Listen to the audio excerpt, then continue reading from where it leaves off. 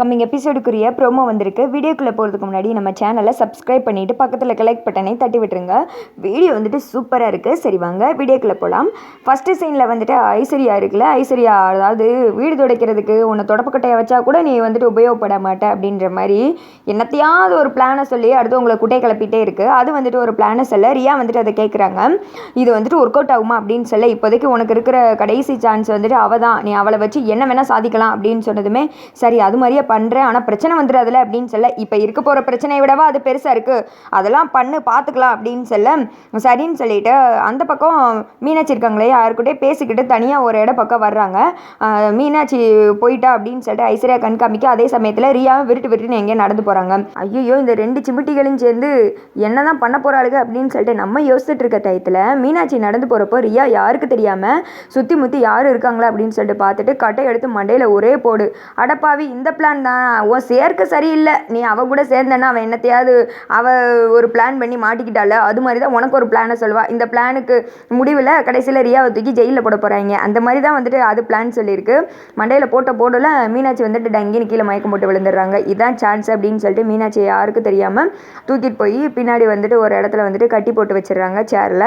அடுத்து வந்துட்டு ஆனந்த் அங்கே வந்துடுறாங்க. என்ன காட்டி என்கிட்ட ஏதோ முக்கியமான விஷயம் பேசணும்னு சொன்னேன்ல, என்ன அப்படின்னு சொல்ல, ஆமாம் வா உங்ககிட்ட தனியாக பேசணும் அப்படின்னு சொல்லிட்டு கூப்பிட்டு போக, அப்படி என்ன முக்கியமான விஷயம், தனியாக பேசுகிற அளவுக்கு எதுனாலும் டக்குன்னு சொல்ல, எனக்கு வேலை இருக்குது அப்படின்ற மாதிரி ஆனந்த் சொல்ல, சரி அப்படின்னு சொல்லிட்டு ஃபோன் எடுத்து காட்டலான்னு போகிறாங்க. அந்த சமயத்தில் திடீர்னு வந்துட்டு ஃபோன் வருது. யாரா அந்த இளவெடுத்த சிங்கம் அப்படின்னு பார்த்தா தான் தெரியுது அது அந்த ரியா. ஐயோ இந்த சிங்கமா அப்படின்னு சொல்லிட்டு பார்த்தா ரியா வந்துட்டு சொல்கிறாங்க, இங்கே பாரு, நீ அந்த வீடியோவை மட்டும் இப்போ ஆனந்துக்கிட்ட காமிச்சேன்னு வச்சுக்கோ, உன் அண்ணி உசுரோடே இருக்க மாட்டா. உன் அண்ணி உனக்கு உசுரோட வேணும்னா ஒழுங்காக அந்த வீடியோவை என்கிட்ட வந்து கொடுத்துரு, இல்லாட்டினா அதை டெலீட் பண்ணிடு, அவ்வளோதான், அந்த மொபைல் இப்போ என் கையில் இருக்கணும் அப்படின்ற மாதிரி சொல்ல கார்த்தி வந்துட்டு யோசிக்கிறாங்க. பின்னாடி ஆனந்த வேற திரும்பி பார்க்குறாங்க.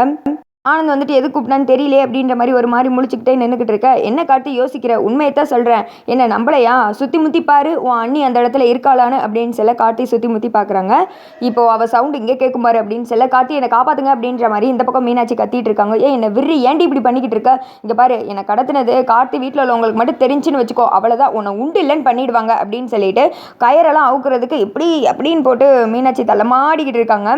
கார்த்தி வந்துட்டு என்ன பண்ணுன்னு தெரியாமல் வெறுன்னு முழிச்சிட்டு ஆனந்துக்கிட்ட வந்து ஒன்றும் இல்லை சும்மா தான் வந்துட்டு பேசலாம்னு கூப்பிட்டேன், நான் உங்ககிட்ட அப்புறமா பேசுகிறேன் அப்படின்னு சொல்லிட்டு விருட்டின் கிளம்பிடுறாரு. ஆனந்த் வந்துட்டு எது கூப்பிட்டான் எதுக்கு வந்தான் போனானே தெரியலையே, சரி அப்படின்னு சொல்லிட்டு அவர் கிளம்பிடுற. இந்த பக்கம் ரியா மீனாட்சி கிட்ட, வாயை மூடுறே, இங்கே பாரு நீ அன்னைக்கே ஒழுங்கா வீட்டை விட்டு போயிருந்தா இவ்வளோ பிரச்சனை வந்திருக்குமா, இன்னைக்கு என் கையால் தான் உனக்கு சாவுன்னு எழுதியிருக்கு, ஒழுங்கா என்னோட பிளான் முடிகிற வரைக்கும் வாயை மூடிக்கிட்டு இல்லாட்டின்னு வச்சுக்கோ, அவ்வளோதான், இந்த இடத்துல உனக்கு கொண்டு நான் பாட்டுக்கு போயிட்டே இருப்பேன், சொத்துக்காக நான் என்ன வேணா செய்வேன் அப்படின்னு சொல்ல, உனக்கு இருக்கு அப்படின்ற மாதிரி மீனாட்சிக்கு ரியாவுக்கு வந்துட்டு பயங்கர வாக்குவாதம் போய்கிட்டு இருக்கு. நித்திகமா கார்த்தி என்ன பண்ணன்னு தெரியாமல் சுற்றி முற்றி மீனாட்சி எங்கே இருக்கா அப்படின்ற மாதிரி தேடிட்டு அலைகிறாங்க. அதோட பார்த்தீங்கன்னா இந்த ப்ரோமோ வந்துட்டு முடிஞ்சிடுது.